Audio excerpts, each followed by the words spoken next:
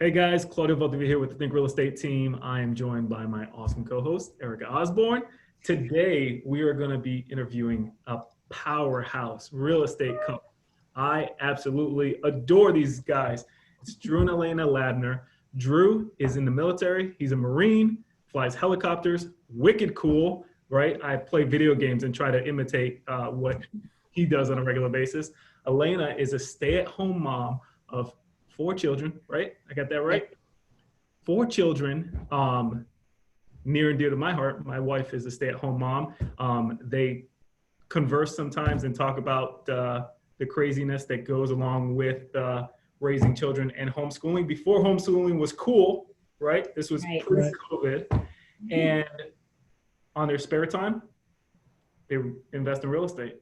So not only do they invest in real estate, but they do a bunch of different creative investing. And we're going to talk about that today. I'm going to give a little extra plug, Claudia, real quick, that, when Drew's been deployed, Alaina's the one running the real estate show. So not only is she with all the kiddos, teaching all the kiddos everything, she's running the investing show. Sorry, continue. Just want to make sure that that was plugged in there. And I was pregnant. Let's not pregnant. I did give birth while you was gone. Yep. All right. Sorry, Claudia. I just wanted to put that little plug in there. No. Yeah. Alaina gave birth while running the business in a different state while Drew was deployed. The last baby. I don't know how many of the babies have fallen into that kind of category, but only one. The first one. Erica, you want to kick off the invitation? Really, how we want to start into this. First, thanks for being here with us, guys. I always love to chat with you guys in person. I haven't gotten even to see Alaina since the baby, since before then. So I think since before Drew even deployed last time. But let's kind of start into where you guys, since you're a couple, and we've only interviewed, I think, a couple couples on here.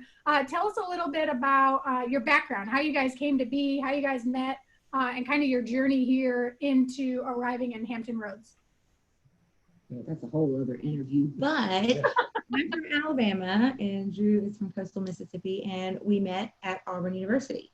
So Tigers, right? Yeah, like Claudia said, I started out at going to Auburn on an ROTC scholarship, joined the Marine Corps, was commissioned, went through flight training. We got married right after I finished flight training, and my first duty station was in Hawaii, and that's kind of, in a nutshell, a few years after we ended up in Hawaii, that's kind of when we started our real estate journey. Yep. All right. So your journey starts in Hawaii then, right? So why don't we, instead of before, bringing us through to Hampton Roads, tell us about how your journey started there and how you decided you wanted it to start there. Okay. Well, Drew had always told me, he's like, hey, I want to buy a house. And I mean, 23-year-old me is like, I'm sorry, houses in Hawaii are like $500,000 minimum. So, like first time home buyers, and you're like, oh, we're just spending $500,000 on a house. We postponed that a little while because Drew said, hey, it would be a good strategy, post-military if we buy a house at every duty station and then set it up as a rental when we leave. So we'll have these little rentals all over the country. And we're like, oh yeah, that's a great idea. So that was our first. Yeah, that was kind of the seed. And then we quickly realized that one house at 4 or 5 duty stations is not going to substitute the income, because once I retire, being one of the biggest catalysts for looking, for other ways to make money through real estate was not needing to get a real job after I retire from the military. But so we started out with that idea. We bought our first house in Hawaii. Like she said, everything was very expensive. So we ended up just kind of moving location. We ended up buying a house on the west side with the intent, obviously it was our first primary residence, but we knew we were going to rent it when we left. So that was sort of our first one. And we still have it today. We bought that in 2008 and it's been a great rental ever since. And it's kind of that's been the one house that, because real estate in Hawaii is a little crazy, but that one has appreciated. We were underwater a little bit after 2010, 2011 time frame, but it has since recovered and we're doing well on that one. So that was our first. All right, your first. All right. So then with that being your first, tell us about what led you to your next. Well, then we were in Hawaii. We had already rented out the house. He was about to move. and we're staying in this little apartment down in Waikiki for our last couple weeks in Hawaii. And we had read Rich Dad, Poor Dad, which that's, the one mindset book that's like, wow, we really need to shift our mindset. And so he had heard on the radio driving around that, because Robert Kiyosaki was from Hawaii, and he heard that, he was doing this little intro class about investing in real estate. So Drew's like, we got to go to this thing. Yep, I recognize the name, and he was also a Marine Corps helicopter pilot, good old Robert. So stationed in Hawaii. But he put on the free seminar, which of course they're going to try to upsell you on their guru program, which are fully expected. So like she said, we were about to leave. I had been in Hawaii for 7 years. We get to, I go to the class, and one of the pay, the $200 seminar where for you and a guest, they were putting one, it was a 3-day thing.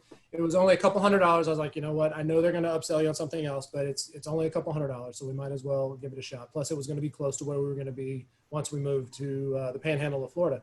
So I went through that, and it just clicked. Everything they said, it just, with my mindset and everything I knew, with what little I knew at the time, I just knew it was a fit, right? So once we got to the Gulf Coast, I was going to be an instructor at flight school. We went to the 3-day seminar, and same kind of thing. Everything just clicked, and I could see it. I could see the logic behind it. I could see the common sense. I could see it's not easy. Don't let anybody ever tell you it's easy. But I knew it was something I wanted to do long term, because I knew I wanted to do something for myself, be an entrepreneur, get out of the military, never have a boss again if possible. And this was the way we wanted to do it.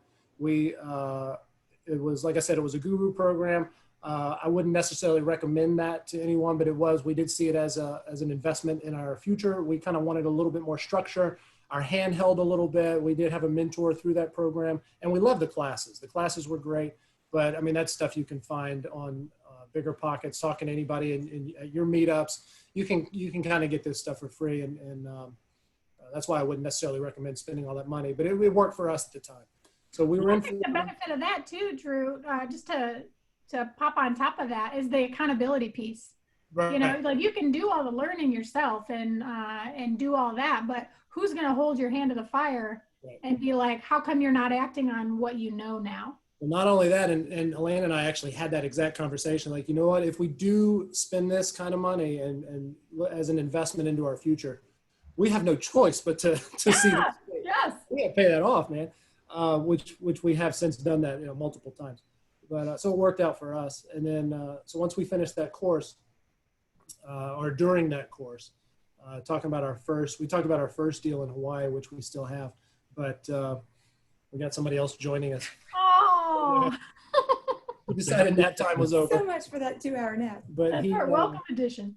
So our very first deal, purely as an investment property, was 3 months after we did that 3-day seminar. So we were still doing the course, because they give you 2 years to complete those classes.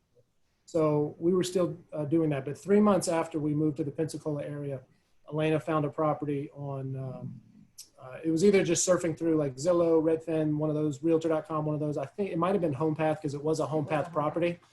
And I thought my first investment was a HomePath property. Nice. It was at the time, and you got to check, because Fannie Mae likes to change the rules like every 5 seconds. But at the time, it was great, even for investors. As long as the property had been on the market for a certain amount of time, you could come in with as little as 3%, which we did.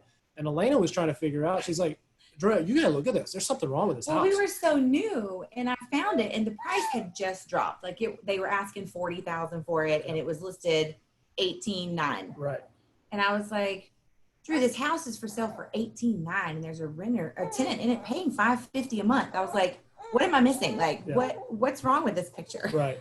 So we looked at it, and I soon found out that the problem with the property was the tenant herself, sort of. It just needed a little bit more human interaction, because she was the one receiving the foreclosure notices. She was the one worried that she was going to have to leave. And so she just quit answering the phone, quit answering the door. And so I had actually, keys in hand, had bought the property and had never met the tenant. So again, maybe it was just because I didn't know what I didn't know, that we were like, oh, whatever, I'm sure it'll work out. And so we went in, but we had it inspected. You know, I did the appraisal, and everything looked okay on paper. It was just, what are we walking into? Yeah. So once I finally met her, and we sat down and kind of had a discussion, I realized that she never really wanted to leave. And of course, I didn't want to own that house forever. So I started trying to work with her because she didn't have any credit, you know, a situation like this. But she was paying $550 a month. My mortgage, like Alaina said, it was listed for $18,900. We ended up getting it under contract for $18,000, put down 3%, and I think we mortgaged. It was a 30-year mortgage for $15,000. It was. I feel like that's impossible to even get nowadays. It's hard. You can't get that these days. My realtor was laughing all the way. He's like, "I've never seen a loan this small." No. Hey, Fannie Mae guaranteed the loan, so what do you want me to do? Say no to Take it all day long. It'll be fine.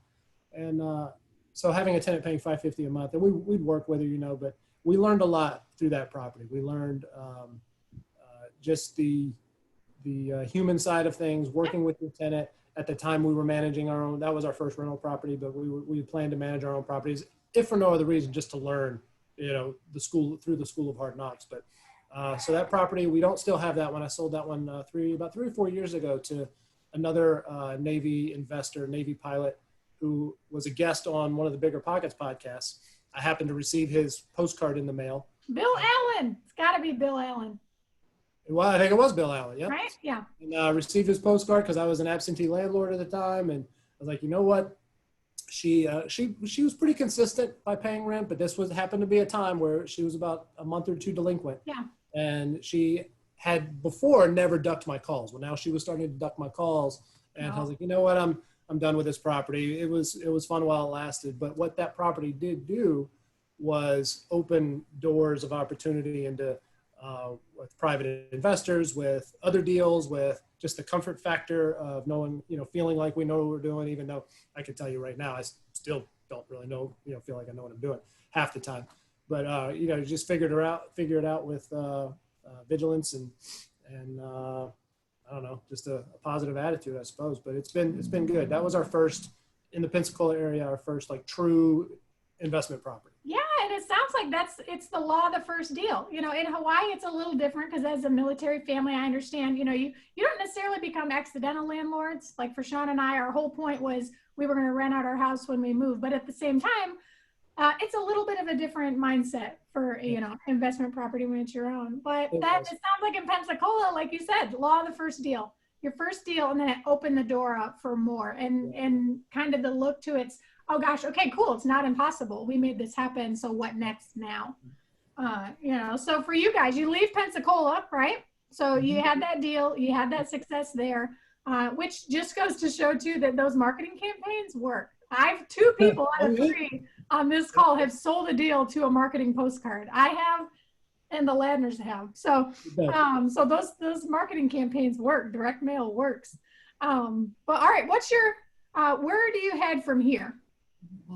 Well, so I was there. Let me back up just a touch. We were in Florida for a few years, so we did several flips, and we did. I learned about through our mentor through the Kiyosaki program all about self-directed IRAs. So I didn't know that at the time because one of the things we ran into was, you know, it was easy to come up with $3,000 for an $18,000 house.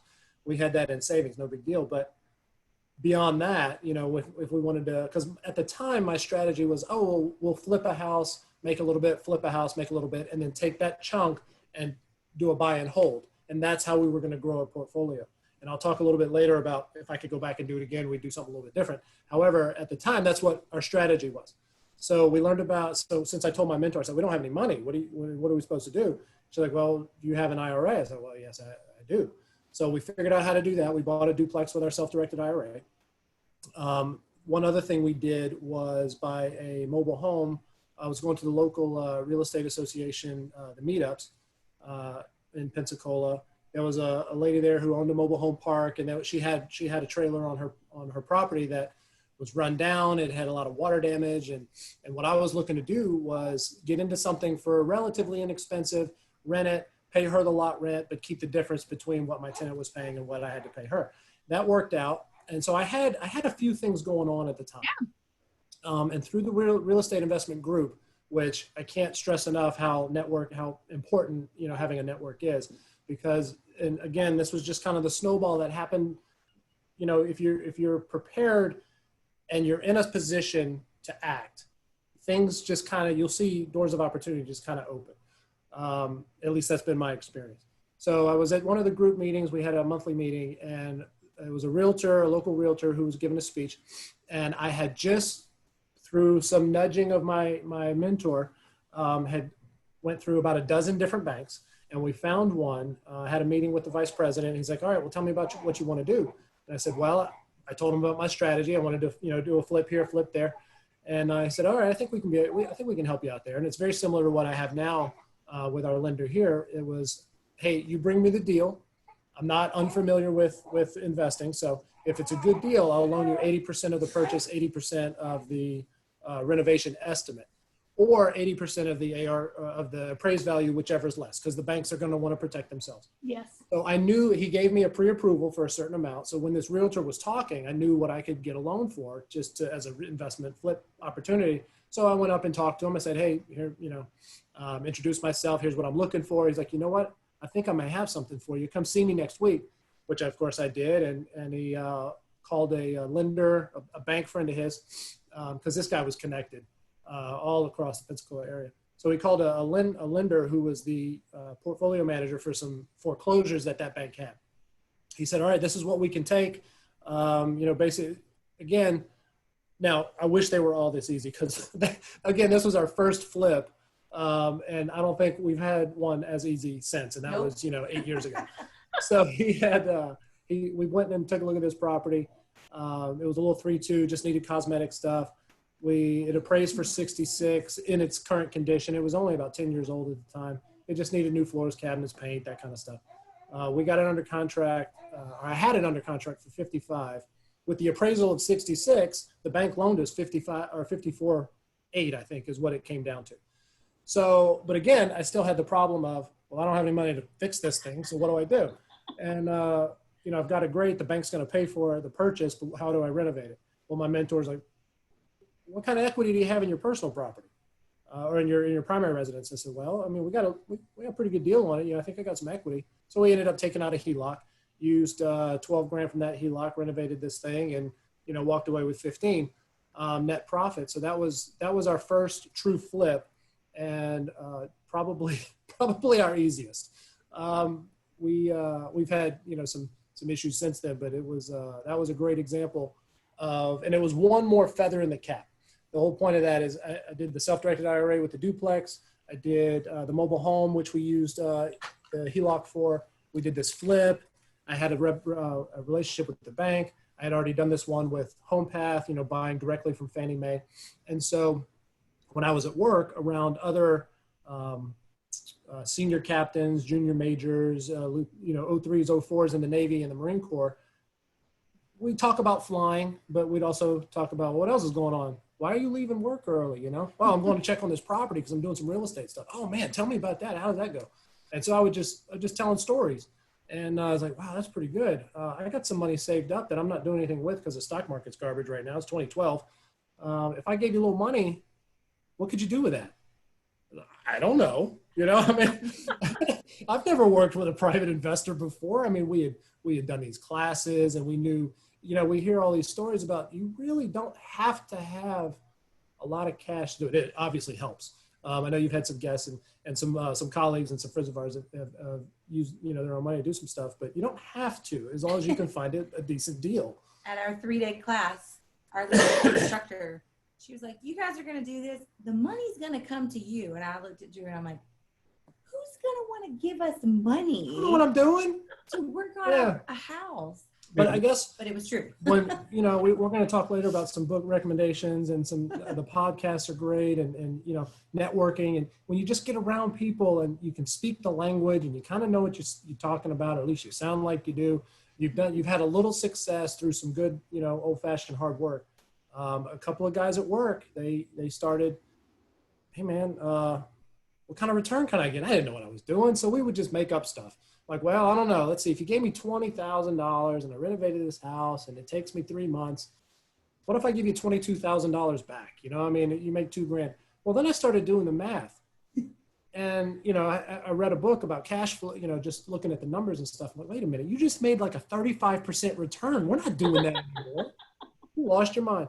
So, you know, it was a growing process, but it was a lot of fun. And I just wanted to, you know, kind of go long-winded there, because that first flip is, and those other things we had going on is what really set the snowball into, because one of those, I had about 5 private investors at the time.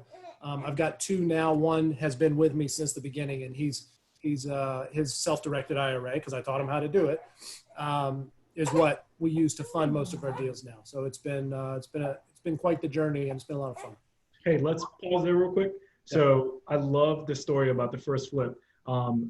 Specifically, like you said, hey, I wouldn't go through this program again just because the information is readily available. Like the biggest benefit that we got out of there was the mentorship and the accountability for having paid that money and having somebody there. But every step of the way, every issue you ran into, you're like, well, what do I do here? And that mentor was like, maybe thought about this. Yeah. Look at that. Look at this. Look at this. Really worth it. It was, yeah, as far as busting down obstacles, it was key. And we were talking about this before we jumped on. We wouldn't change anything. You know, we have no regrets. You know, we put some money into this guru program, which is great. If you're willing to invest in yourself, and willing to invest in what you believe in, what you know is going to work, unless you just quit or give up because, you know, maybe you have one little bad experience or something. But what it did, you know, that'd be the only way I think you could fail. The problem that I see, or I'm sorry, actually not even really a problem, but the good part of all of that was that we were able to be around other people through, because they would have a lot of these classes they would do live. In fact, most of them you would do live. You could do virtual if you couldn't travel to Chicago or whatever, but we did as many live as I could. I went to Dallas, met some great people. Went to Chicago, we met some great people. We did one in DC. That was a great event, you know. So you get around all these people and you're like, well, he's doing it. I know he's a great, you know, he's no smarter than I am. I mean, I'm not a rocket scientist, but he can, if he can do it, I can do it, right? Or she can do it. Real conversation, like, oh, that person don't look that sharp. If they, right? That's what you're saying. Say that, you know. But no, it really was, because you get around other people. Oh, well, what are you doing? What are you doing? You know, so it's very vitally important to have a network, get around some folks that are doing some things. I could go all day about what not to do. If you can learn from other people's mistakes. Well, here we go. Actually, you great segue, Drew. There was one more thing. So the second thing about that was how you got these deals funded, right? Like that first flip and subsequently after. Drew's a masterful storyteller. Like he can go on for days and days and days. But in reality, he's doing deals with very little money down, not only because of his skill set of being able to tell stories, but the fact that in those stories he's talking about what he's doing, right? And he's passionate about it. So naturally, people are gonna be like, if there's an interest there, they'll just pull the money at you guys and say, hey, yeah, like I want to be a part of this, because the passion is drawing them to the table, right? Yeah. So it's hard not to be. I don't know. There's just something about real estate. I love it. I love taking something that you could see its former glory. You can see a property that you can see how that property relates to the rest of the neighborhood. You can just see all that stuff, and you're like, man, this thing's run down, but I know we can do something with it. Because what I was telling these guys, and what I tell people even today, in fact, because I think what was mentioned before, I just got back from deployment, and I can't, Erica, I don't know how many people approached me. I tried you were running boot camps out there for sure. The amount of people I had reaching out to me afterward, running boot camps. Well, here's the thing, and if you know me, and I jest a little bit, I don't like to talk about work. I don't like to talk about the military. I'll talk about helicopter flying all day, but my job now is not as exciting. So I try not to talk about work, even when I'm at work. I like to talk about real estate. Hey, what are you doing? Hey, when are you getting out? Oh, I'm going to retire. What are you going to do? It just naturally segues into, well, I want to be a landlord. I want to flip. I want to do this, want to do that. So we were just, oh man, I'm kind of interested in that. You never know how many people are, some people are like, oh, that's cool. And they move on. But so many other people are like, man, I've always wanted to do that. And I mean, we would talk for hours about this stuff. And you did a class for interested people. I did do an entire class for the entire ship. That is so cool. And there were hundreds of people that showed up, and that's where most of those leads came from. So they, they email me and I'd get together one-on-one with them afterwards. Yeah, Claudia, I appreciate that. It's easy to talk about for me because I am passionate. I love it. The main reason I love it, and I think what might have hooked these guys at work was, one, it's a team sport. And for me, I grew up playing basketball. Team sports are always fun, especially when you win. And if everybody's winning, it just creates win-win scenarios. Like take that first buy and hold that we did. It was on T Street in Pensacola. She didn't want to leave. I didn't want to own the house forever. I just want a little bit of income, maybe sell it for a little bit more than I bought it for later on. I was trying to help her. I was genuinely trying to help her own that property. And in fact, we had a I guess, kind of a rent to own contract. Was if she paid a certain amount of money, for 5 years, and this was a long time, she would own it by now, but it just didn't work out. Okay. But I had it set up. She didn't have it. Her van was broken down. I would drive, pick her up. We would go to meet with my mortgage broker. We would sit down and talk about options. We would do this. I on a separate occasion, I drove, and this is just some things that I did because I was trying to create a win-win scenario. And I would drive and pick her up. I took her down to the city office to talk about maybe from federal aid or state, aid programs. And I sat down and met with the gentleman there, and we were kind of talking through her situation, maybe how could she get some help and own this house herself and all this. And as we were leaving, he stopped me. He pulled me aside. He's like, "Hey man, you got any more like this? Because I mean, we can't really help her, but if you did this a lot, as it's just so many different ways that so many different people can benefit. It creates so many jobs. We've got some other friends of ours. Dozens and dozens of people will have work based on one property. For sure. And then, if you can create that situation, and that's kind of the what I put in, just because it naturally fits into the story. Here's what I'm not trying to get rich quick. We're not trying to get rich overnight. It's not a get rich quick business model. This is a change your life permanently, create some generational wealth if you can, have some fun along the way, create win-wins for everybody and keep going. That's kind of how we see it. Now I know for you guys, there's not necessarily an end goal, because I think after retirement, Drew, you'll be like, what next? Yeah. But you guys, you have a vision in mind for what you want to hit prior to retirement. And it has been go, go, go, work, work, work to try to make that happen as the retirement clock ticks down that Alaina has on her phone. So can you tell us a little bit about how you developed, how you came to, for you guys, it's doors, right? Right now. It's currently ultimately, well, if you really want to break it down, it's net income per month. So that's what we're looking at. We use a metric, say per doors, but that's not even a fair metric because some doors make more than others, so it's really a certain number. But then I made the mistake of listening to Grant Cardone's his audio book when we were doing a trip out west before I came to Hampton Roads, and I know we'll get there eventually, but on our trip before coming to Virginia, I was listening to Grant Cardone, and it was his 10X book. If you want to hear a good mindset book, that's a good one. So I was listening to that, and he's talking about, hey man, whatever you want. Grant Cardone, I can't do a Grant Cardone, but you know how he talks. So he's like, whatever you want, whatever you're going for, you got to 10X it, man. And I started thinking to myself, because I've had this number in my head for a while, what we need monthly income so I don't have to work for anybody else. And when he said that, I'm like, you know what? And the phrase that really caught me was, because if you fall short of a goal that you've 10x'd, or no big deal. If you fall short of your little bitty goal, that might, that's no fun. That might hurt, that might not get you where you want to be. So I was like, well, why not? And I told her, I said, I think we're going to need like 500 doors, I was taking a nap back at the RV while he was listening to this, and I came up in front, he's like, we need 500 doors. Yeah. What? We have a new plan. We need 500. Big plan. That's right. And it was, I was like, what the heck just happened while I was taking my nap? The reason I came up with that, I was thinking, because listening to Bigger Pockets podcast, they're talking about one of the metrics they use, basic metric was $100 net profit per door. How many doors would that take you for you to be financially free? And just using that, I'm like, I don't know, 50, sure. I guess 50 might work. And then Grant Cardone said, no, man, screw that, 10X it. 10X. Okay, I need 500. No big deal, right? That's easy. But now we've done so that's kind of how we ended up with the mindset we have now, where, you know, as we've moved to Hampton Roads, and I still love flipping. I still love taking a diamond in the rough and turning it into something great that does good for the neighborhood, does good for new home buyers, does good for everybody, right? Still like that, but we have transitioned. I know we're jumping ahead a little bit, but we're transitioning to more. No, you're moving perfectly. I will whip you back around to the worst deal, though. I'll talk all day about that one.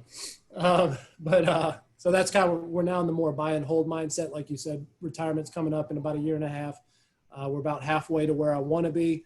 So we got, 17-ish months to hopefully double what we have, but that's why we're in more of a buy and hold. And that's what, if we could do anything different, it would be more of the, what David Green has coined as the BRRRR strategy. We would have started that much, much earlier, because I was in this, again, mindset is so important, because I was in this mindset of flip, make a little money, put it in a buy and hold. Flip, make a little money, put it in a buy and hold. Like, good gracious, man, it's taking forever. And not only because, because we started out with, we'll just own one property every duty station. Yeah. That wasn't going to work. Buy, flip, little money in a buy and hold. That was kind of slow. I don't know why I never thought, I was a math guy. I don't know why I never thought about short term, buy it, refinance it, take that money out, do it again, but that's where we are now. That's what we're doing now. Yep. All right. So work in the BRRRR process to build those doors to get to the net income goal that you set. Yep. So that's the current strategy at the moment. So we need to go back though. One of the strategies. One of our multiple streams that we're trying to put together.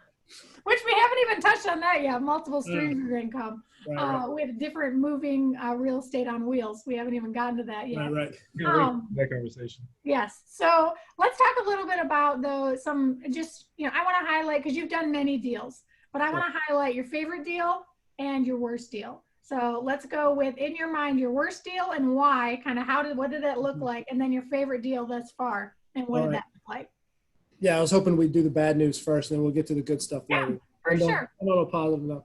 So the worst deal, and I think Alaina's still with the baby, but I know she would agree with me on this one. It was another property. It was actually our third flip in the Pensacola area.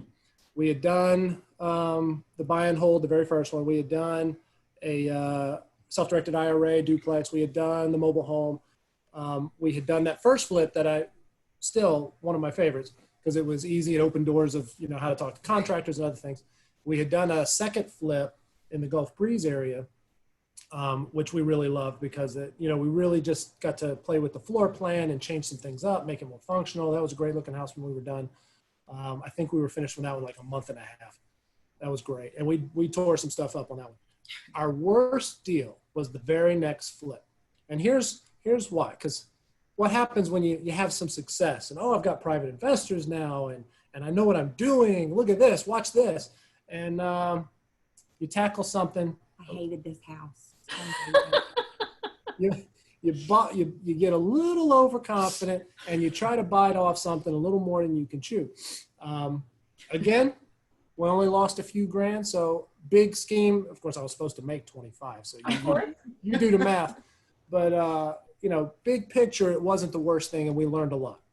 So this house, it was a 3-2 at the time.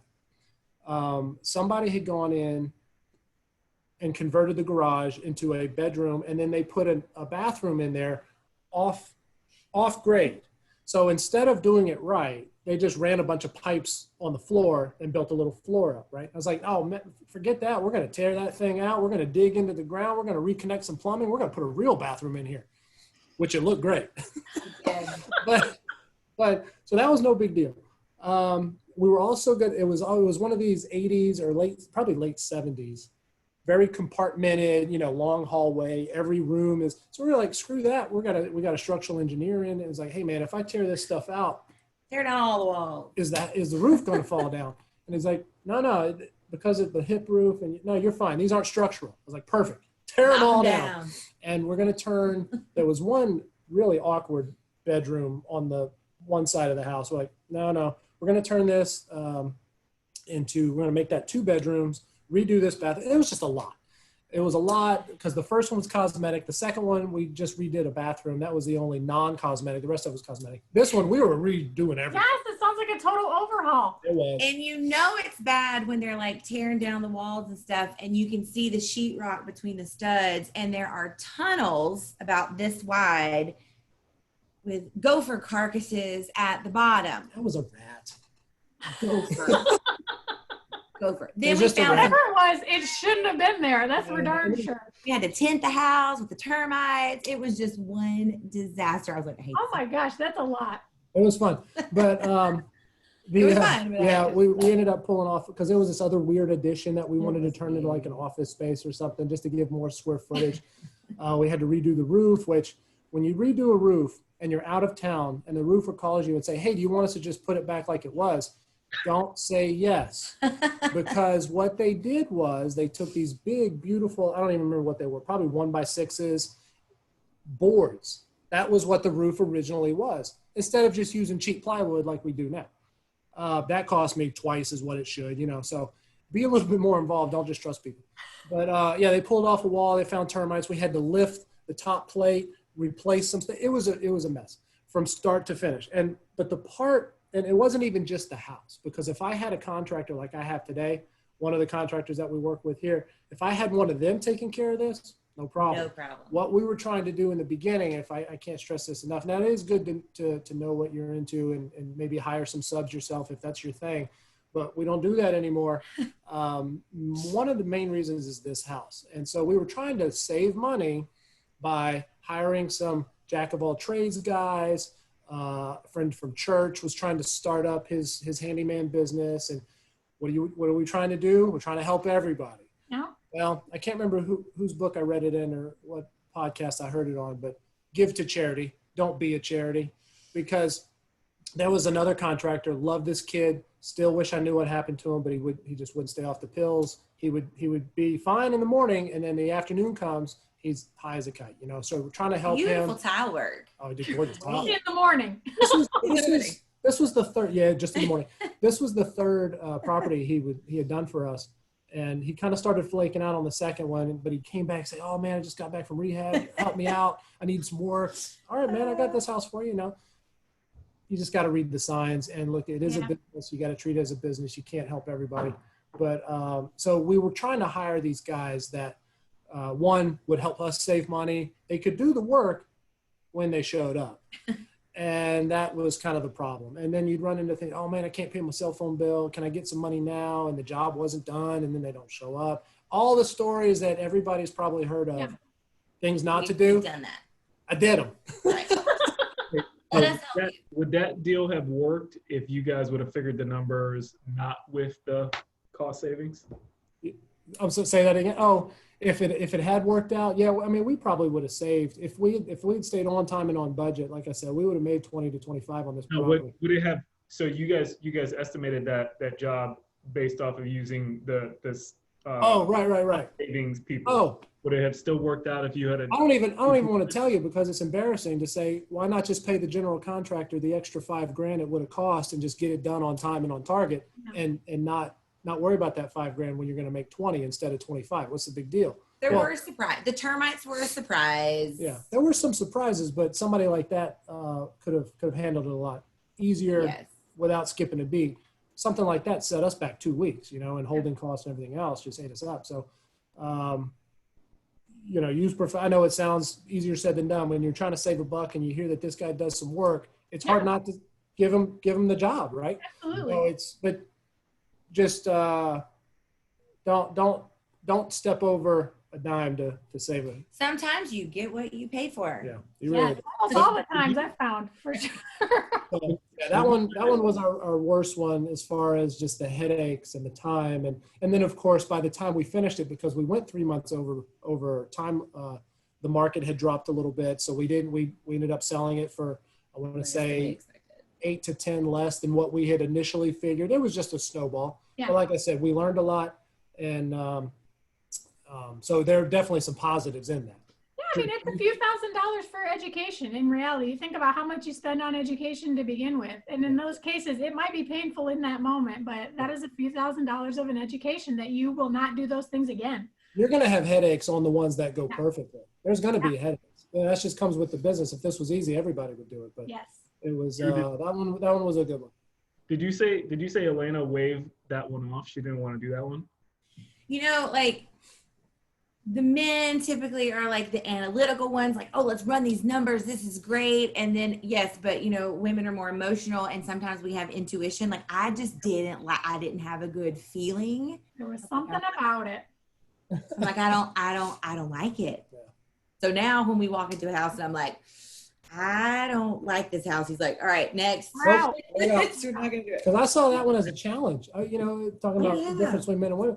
I saw it. Oh man, no, we're gonna do this. We're gonna knock it. Look how great it's gonna be. You know. Plus, I've done 3. I know what I'm doing, right? Of course. I've gone into projects with that same confidence and gotten knocked on my ass. Yeah. You know, That was a good lesson. It was a good lesson. For sure. All right, let's get into your favorite deal thus far. Well, it's one that you know about. Oh, isn't that interesting? Yeah. Well, unfortunately, it set a really high bar, and I know. I'm waiting for that next unicorn. Hey, come on. Clutching the needle that it found in the haystack. Where's that deal? So, They come around once a year. This year is not over yet. We got through last year. We still have this year. Well, it is 2020, so we just all bets are off. Right. That's true. Yeah, we'll have. Now, our favorite one is one we've done here. Went into it as a BRRRR strategy. It was our second duplex in the area, and it's over in Hampton. The reason it's my favorite is, one, it was found off market. It was found at a great price, and it appraised for much, much higher than the finished product. So we were able to pull all the money out plus some, and it's been a great rental ever since. And we got asking rent within 2 weeks of listing it with our property manager, and it's been great. It's one of the best ones. We have very little problems out of that property. There were little things up front, which of course we learned from, because when I tend to like the ones that I can redo, and from kind of ground up, if we can find them at the right price. Because if not, it just doesn't work. But we were able to kind of refurbish both sides and do the whole thing. And we got good tenants in, good property manager. It's been a great moneymaker so far. It's our best cash flowing property in our portfolio. Yeah. So anytime. So thank you, Erica. Anytime No problem, guys. No problem.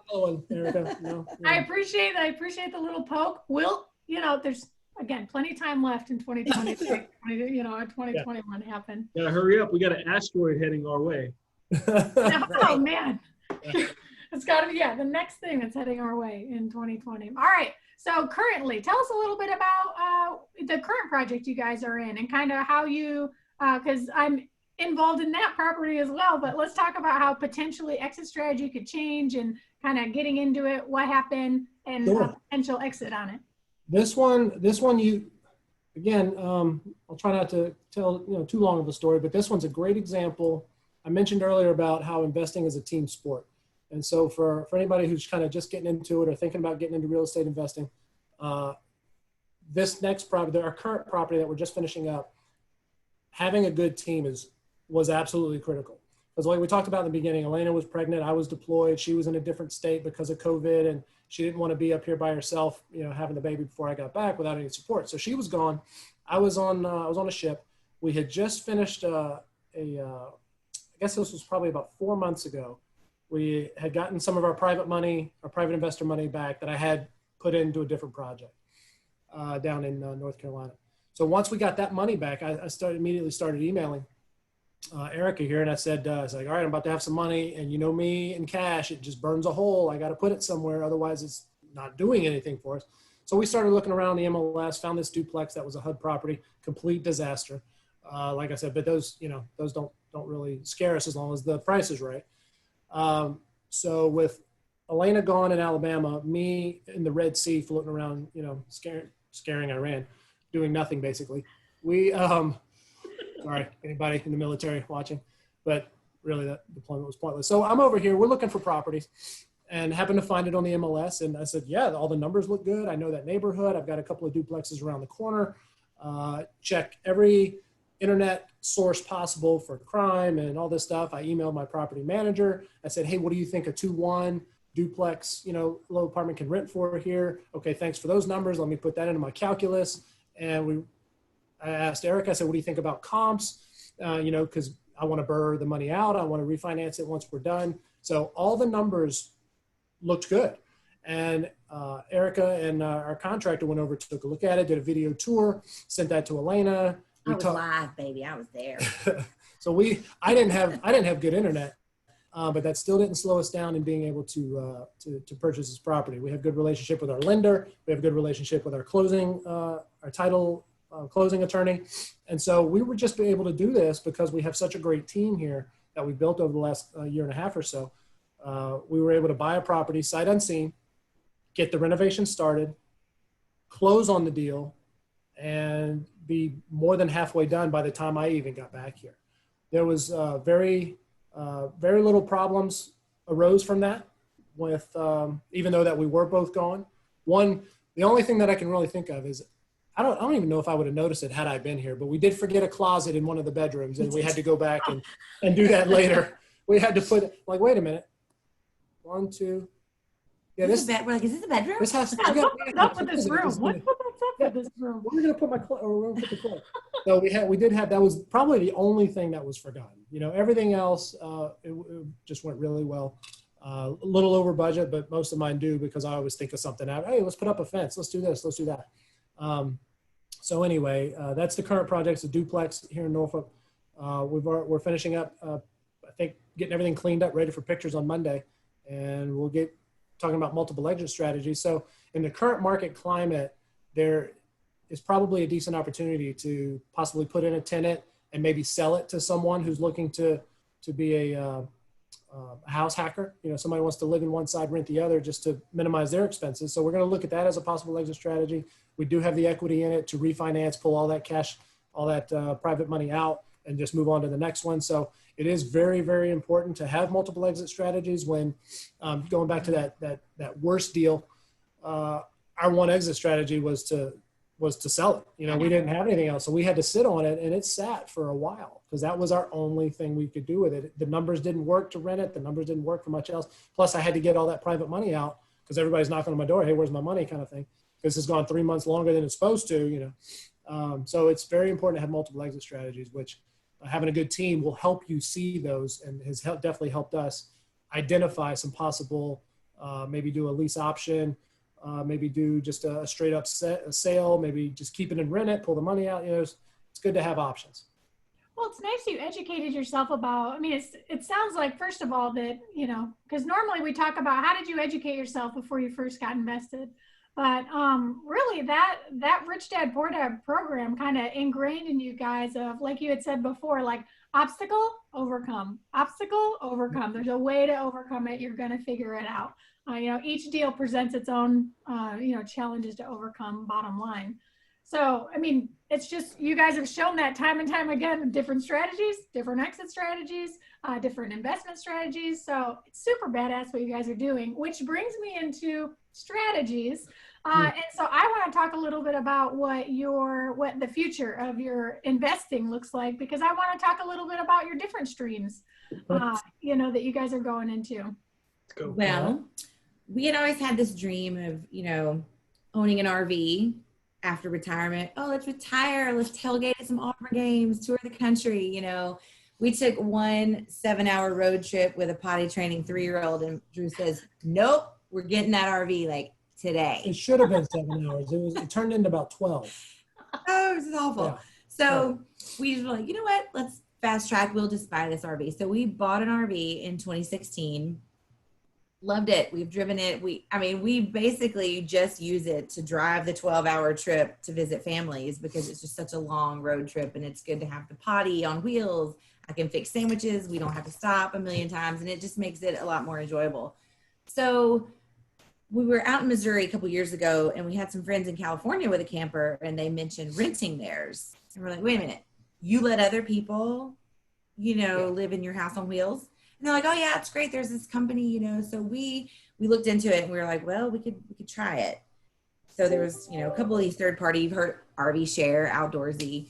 So we started renting it 2 years ago. 3 years ago, we rented it to one person. And it really just started out just to supplement the Right. expenses, you know, because it is like buying another house. And like, man, it could help pay for itself. You know, it has a 15 or 20-year loan on it. You know, it is like owning another house, which I can mention later, but our CPA when it comes tax time, deducts things as if it is a second home, and this year definitely going to be a rental home. So there's tax advantages there. But so it just started out like, well, man, this would be a great way if our friends are doing it. Again, network. If our friends are doing it, we can do it. Come on, we can figure this out. So we did rent it, and it helped fund that trip when we went out west before coming east. Because we also use it to camp, not just to go home and see family, but we do love traveling. We love the RV, and so we just started out by just trying to supplement the expenses, and then that turned into, wow, this is pretty profitable. This is really popular. We've gotten so many requests, and this was last year, and it stayed rented because otherwise it's just going to sit in storage and not do anything, and it's not getting used as much like a boat. Things are going to go wrong. That's going to cost you, for storage. It's only costing you money. Yeah. It is a depreciating asset, much like mobile homes are. Yeah. It is going to go down in value over time, not like a house that appreciates. But so it was like, well, we can't just let this thing sit, especially if we can make a little money on it. So we did it last year.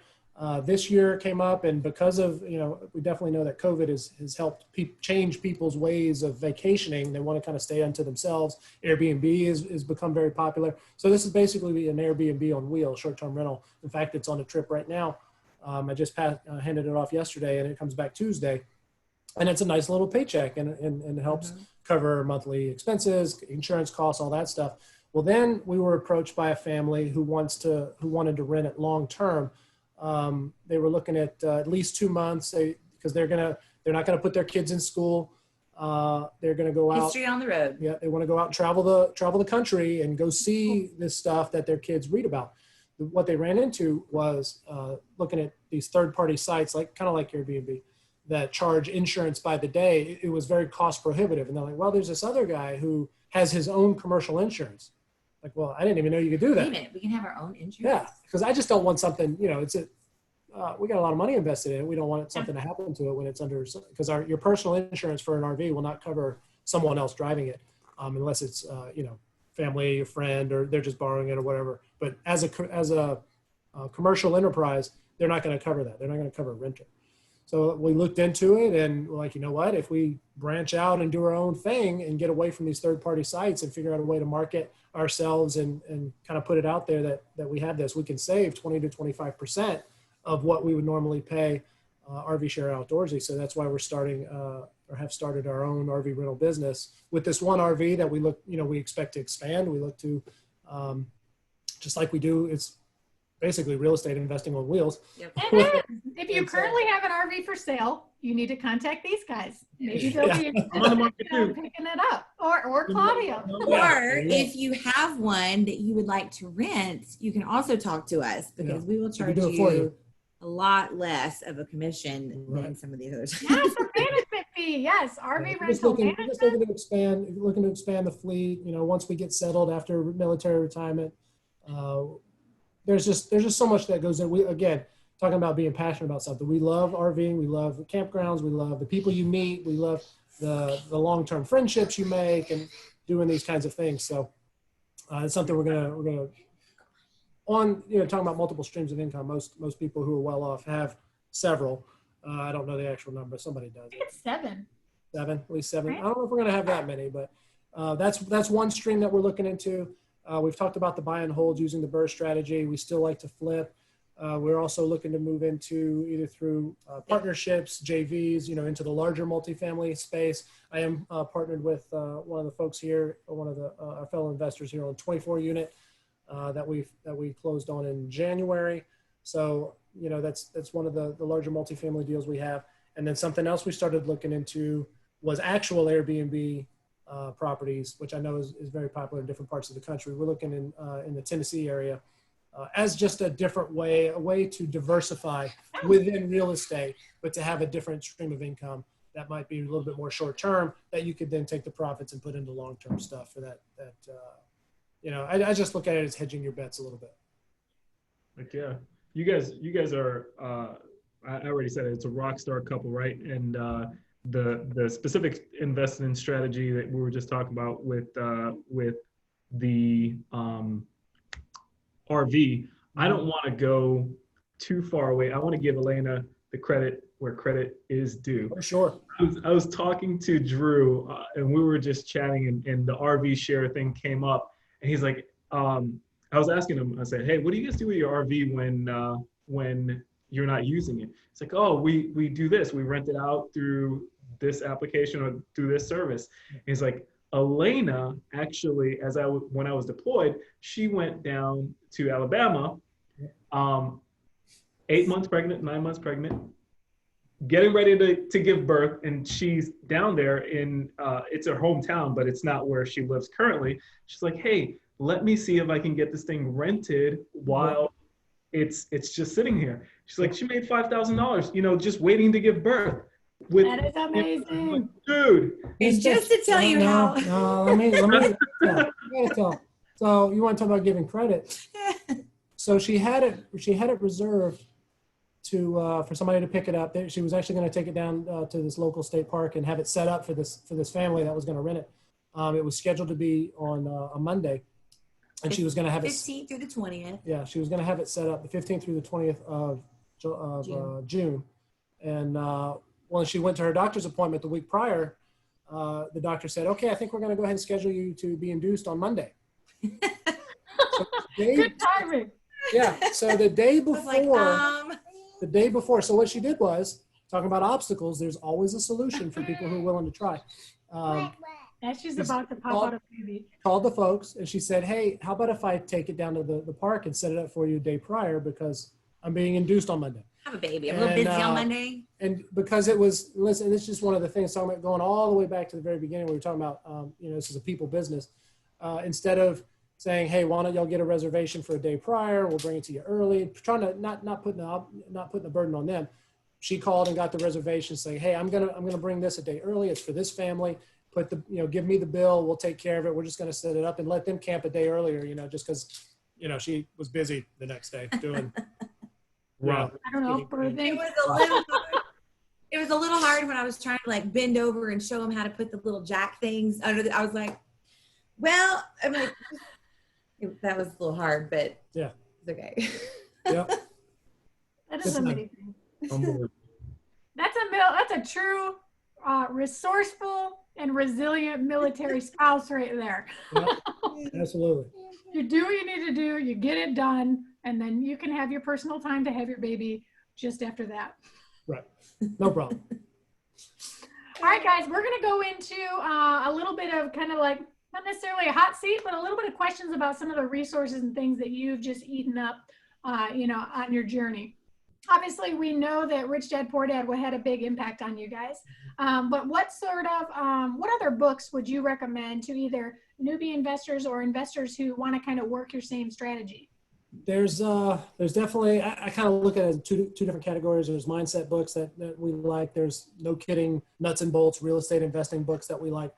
The Rich Dad Poor Dad it's an easy read. It was really quick. That's a good mindset book. Another really great mindset book that I listened to on our journey out west when we were doing the national park tour was The One Thing. That's a great audiobook. If whoever's listening has not listened to that or read that, it's a great mindset book. The One Thing. Then some no kidding, like nuts and bolts, how to real estate investing. I actually got one. I brought it. I was like, oh, I better be prepared for this. But this one has been one of the most comprehensive. It's just straight up investing in real estate by Gary Eldred. And it's this one's the 7th edition. This is one I got a couple of years ago. It's probably been redone, but that one is a great one. And then if you like a numbers guy, there's a great one called what every real estate investor needs to know about cash flow. This goes into who's that by, Drew? Frank Gallinelli. Yeah. So this is a good one. Not very well known. I haven't heard a lot about. And then anything by Gary Keller. Like I mentioned The One Thing already, but I like Gary Keller stuff. I like the way it flows. I like the Millionaire Real Estate Investing series. There's a whole series about that one. I just happen to have. He does a forward for this one, but this is part of that series as well. Just Flip by Rick Villani and Clay Davis. I think we had that one before we even did the Rich Dad Poor Dad thing, and we used to read that one together in the car on long road trips. So I'd be like, all right, here we go, and I would just read it. Well, there's a whole bunch of adorable. better than surfing Facebook all the time. You know? That's adorable. You This guys one, did actually, spend time I've reading actually- to each other. The reason we've had this one Real longer is somebody actually, a realtor, a broker that we worked with in Pensacola gave me that. You know, we were talking about, oh, what do you want to do? What are your strategies? Oh, you need to read this. And she gave me that book. So That's awesome. education, just be able to speak the language, know what you're doing, know how to recognize issues before they become issues. Education, can't talk enough about it. What about some podcasts, YouTube channels, anything that you guys, because now not only can Alaina read to you, you, however, have, some different podcasts and YouTube, some different options for Audible. That was so old school, reading on the road. I know. Paper, what is that? Our go-to, I was introduced to the Bigger Pockets podcast a few years ago. My brother's a full-time flipper down in Alabama. And he said, hey, have you ever heard this? And so I've been listening ever since. And that one, that's been definitely the one I listen to the most. Bigger Pockets has been a great resource. And talking about other things that we use, how we analyze deals, using those calculators. I've also paid a little money, invested in our business by buying or going into Michael Blanc's. If anybody's familiar with him, he's more into the larger multifamily. And he has a calculator for bigger deals, for more, larger syndicated deals. I use that when we're analyzing deals, but they definitely have some resources. Of course, it never hurts because I always end up doing this anyway. Just good old fashioned pencil and paper with a calculator. I do that as well. And then use some of the calculators that you've shared. You've got those from other folks, but definitely use those multiple angles of analyzing a deal, to help stop problems before they become. Because we're pretty conservative, like as far as investing. Every couple normally has a spender and a saver. So, I grew up kind of with scared money. I'm like, oh, I don't know. This is, hey. And he's always like, oh, here's how, and he always walks me through it, talks me off the ledge. Like, this is how it's going to work. I'm like, oh, okay. And one of the guys in front of her, he was from Oklahoma, and his slogan was, you got to buy right. So you got to buy right. You make it. That makes sense. So you do make your money when you buy. So we're very conservative on the buying side with those multiple exit strategies as well. So I'm like, I got to know that we can get out of this. Things go south. Well, that just happens. Sometimes that's one of the obstacles that new investors, because you can analyze it to death. You can, I know you've heard paralysis by analysis. You can talk yourself out of anything.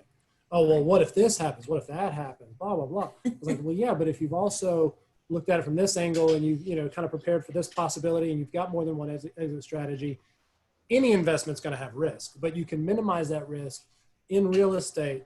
In my opinion, I'm not an advisor. However, with real estate, if you look at the national trend, it will appreciate. It could be a paper loss for a while, like our very first house in Hawaii was for a couple of years. Now it's doing great. And, it's just be in a position, if you need to be conservative, be in a position where you don't have to sell when you're underwater, or or you have to take a loss. If you can be conservative to get your feet wet, get a little experience, then I think you're going to be, as a new investor, I think you're going to be okay. Or partner with somebody who's been through the school of hard knocks and learn from them. And, you never know. You should learn all kinds of things you didn't even know was possible. It's a school that every real estate investor should go to at some point in time. The school of hard knocks. Oh, yeah. Like you're going to get run through the ringer. That's just part of the deal. And if you don't think that you're going to, get your graduate certificate from it, then, maybe are you a real estate investor? Like you're supposed to have issues, you're supposed to have problems, but you just keep on pushing on through. Well, all right, guys. Yeah, I'd be wary if there's a real estate investor out there telling stories like they never lose. It's all sunshines and rainbows. I don't think so. I've never lost money on a deal. Okay. Do I even want to invest with you? Because then the next deal is going to be the deal you lose money on. It's going to be my deal. I mean, it's nice to hear, but I want to see proof. And I'm going to poke some holes in that statement if you give me a chance to, with my forensic accounting, talents. But all right, guys, I don't want to keep anybody any longer. I know there potentially could be some kiddos who might be jumping at the bit for some parental attention. There's one. I wish you guys could see what's going on the other side of the camera and the copious amounts of Legos that he's been throwing on the floor the last 10 minutes. It's adorable. But how can people reach out to you? How can they find you? How can they connect with you if they want to learn more about the RV share or the RV strategy, more about the BRRRR strategy? You want to get involved with what you have going on? How can people find you guys? Easily email Liberty Coast LLC at gmail.com is our real estate investing email address. Glamping Adventures RV, all one word, at gmail.com is our RV rental business email address. That's a baby Bigger project. pockets, right? Bigger pockets. They can find you there. Pro members. Yeah, pro members in Bigger Pockets. You can find me on there. We're as soon as we start having meetups again, and Yes, you can always reach out to me and Claudio as well, Absolutely. and we'll connect you with the Ladners, of course. yeah, they'll give you. They can pass on our phone number. I don't want to throw it out here. Completely understandable. You might enjoy your You might attract some weirdos, Erica. You got to be careful. Trust me, I know. But yeah, once we start having meetups again, live and in person, or getting together, there's just can't say enough about how important it is to network and see what other people are doing and how you can work together, learn from each other, that kind of stuff. Because one of the Alaina mentioned the guy, one of the instructors that we had from Oklahoma. He had in one of his classes. I'll never forget it. You know, if you're trying to help somebody else get established, start something new, work in real estate, that kind of stuff, you should never look at it as a handout. It's always a hand up, because someone else helped you along, somebody else taught you something, somebody else gave you a tidbit, something. You're always trying to pay it forward. And if you have that mindset, if you go into it with a positive attitude, you're always trying to pay it forward, trying to help other people do it. I can almost guarantee it's going to come around. That's not the necessarily reason to do it, but somebody's going to help you. Somebody's going to be willing to help you. And if you just have that energy about you, I think it's just going to, you always want to surround yourself with people who are going in the same direction. For sure. And we love having you guys as part of our network, our little Hampton Roads investing family, for sure.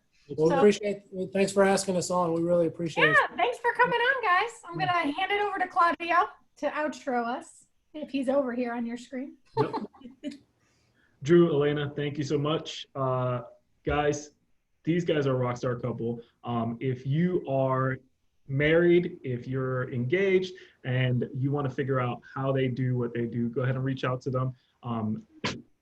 They're an open book. They're gonna help you answer truthfully, honestly, any question that you might have, because I know their hearts. Thank you guys so much. If you want to be on the show, send us an email, info@thinkrteam.com. Investor Deep Dive Series, info@thinkrteam.com. This is Erica Osborne. I'm Claudio Valdivia with the Think Real Estate Team. Thank you guys for watching. Have a great day. Thanks, guys. Appreciate it. Thanks.